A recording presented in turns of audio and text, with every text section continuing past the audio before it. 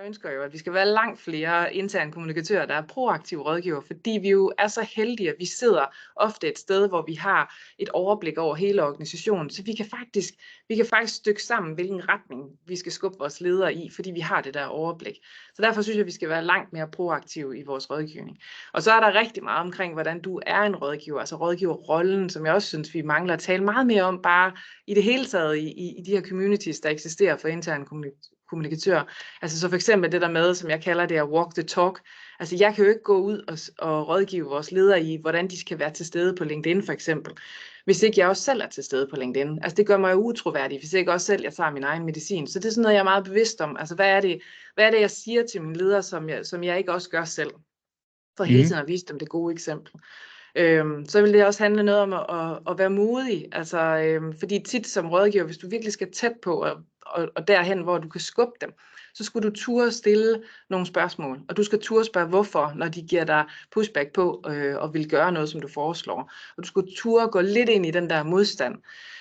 Også selvom de nogle gange måske bliver lidt kort for hovedet, eller hvad end det nu der måtte opstå, så bare hele tiden vide, at det har ikke noget med dig at gøre. Det har noget med, at du lige prikker den et sted, som er en lille smule sårbart for den. Så husk at holde dig på din egen banehalvdel, og vid, det er ikke dig personligt, de er efter.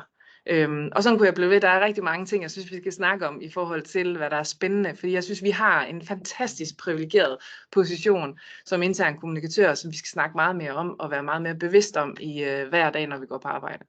Hvis jeg skal fortsætte, så skal deltagerne på helt egen krop mærke og have erfaring med nogle af de her teknikker her, som de faktisk skal videregive til typisk dem, de hjælper med at lave præstationer.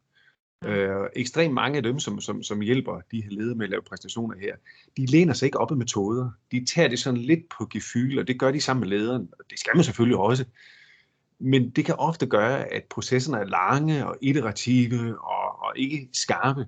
Så det, de skal opleve på helt egen krop, det er, hvordan gør man det her godt her? Men så også nogle af de her teknikker, som de kan videregive til lederen, så samarbejde omkring det her med at kommunikere og præsentere, bliver meget, meget nemmere. Og det bliver sådan nogle helt konkrete værktøjer, som man selv kan bruge, og som man meget nemt kan videregive.